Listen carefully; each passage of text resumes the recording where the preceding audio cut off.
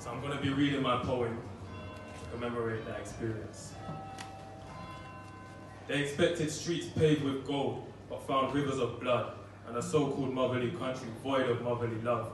They were British, at least on paper and in writing, but for many British was and still is synonymous with white skin. How can a nation be so hostile to those they invite in?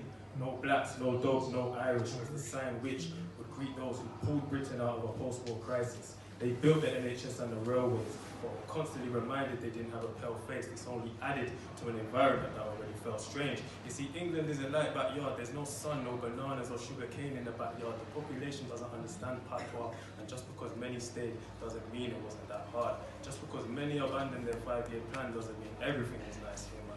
There's nothing nice about snow and fog. There's nothing nice about being called a wog. And before fog produced the sound, the Caribbean people chased those crazy skinhead baldheads out of town. But instead of wear a frown, those who stepped off the Windrush always kept their chin up and kept it moving. Their descendants are in Manchester and Birmingham, London and Luton. Caribbean people made countless cultural contributions. So now you can see a man from Poland or Pakistan greet his brother with a wagwan. The whole of Britain knows the sound of the reggae rhythm.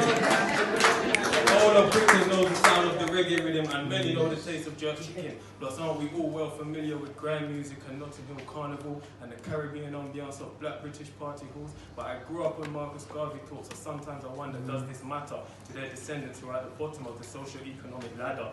Growth isn't easy for the Caribbean seeding foreign. Look at the London riots and Stephen Lawrence. We Caribbean islands are members of the British Commonwealth, but we know the wealth isn't even common.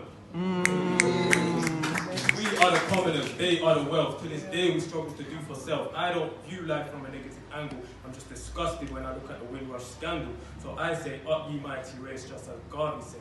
For too long we have been builders, we must become architects. We must study our history that is seldom discussed, including the Windrush and all that came before the Windrush. For those that boarded these boats were not the first Jamaicans to leave home. Long before Windrush, Britain was blessed with Mary Seacole, a natural healer and daughter of the Jamaican soil, who in times of sickness always knew the right herbs to boil. Before the Windrush sailed across the water, Marcus Garvey stood up and spoke in Speaker's Corner. This is not to neglect the Windrush, but to see the bigger picture by putting things in order.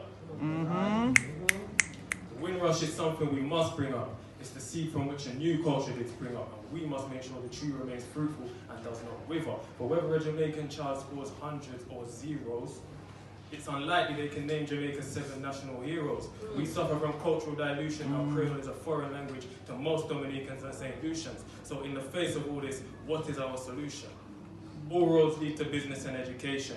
These are the paths that may lead us to our destination. Let us strive for constant elevation so that we may be the pride of the Windrush generation. Right.